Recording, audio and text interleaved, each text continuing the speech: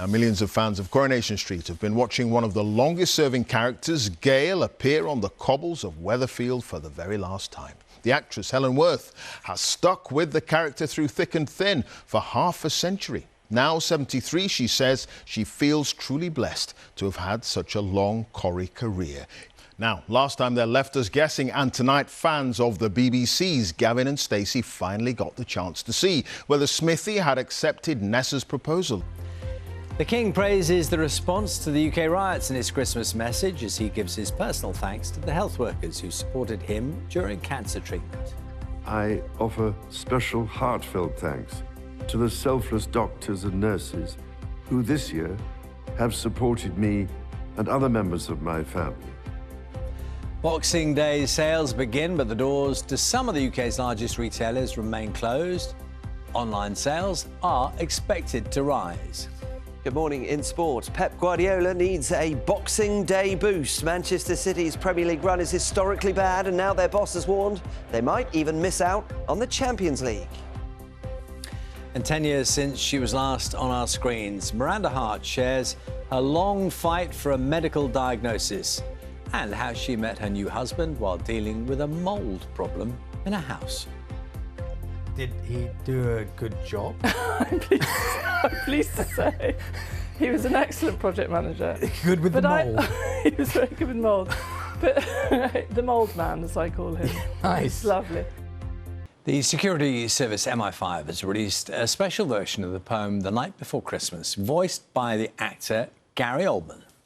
'Twas the night before Christmas, when all through Tim's house, not a creature was stirring, just the click of a mouse. Fans of the show Slow Horses will recognise the voice of Oldman's character Jackson Lamb, a spy in charge of a group of failed MI5 agents, as he recites a slightly altered version of the classic poem. It's been released to highlight the work that continues to be done by the intelligence agency over the festive period. Rail passengers hoping to travel from London to South Wales and the South West are facing 3 days of disruption. Due to major engineering works taking place near Paddington Station, travel to Heathrow Airport also will be affected. Passengers urged to check before they travel. Thousands of miles of historic footpaths that faced being lost forever could now be saved after the government committed to lifting a deadline for all England's rights-of-ways to be mapped. Campaigners have welcomed the decision, but a body that represents rural landowners said it will cause significant uncertainty for farmers.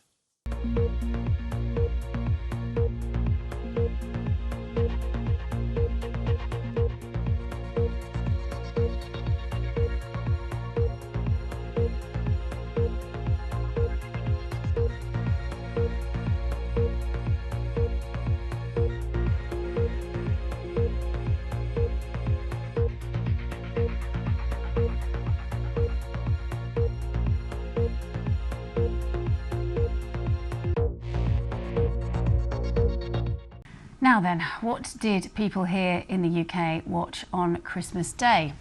For many, the answer seems to be Gavin and Stacey.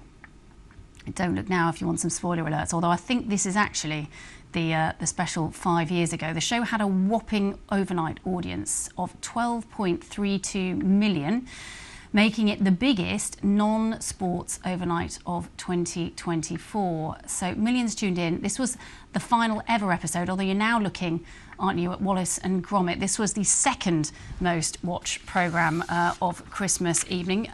9.38 million watched that. These figures, I should say, don't include the catch-ups afterwards, so there's probably still more people to be counted to those numbers.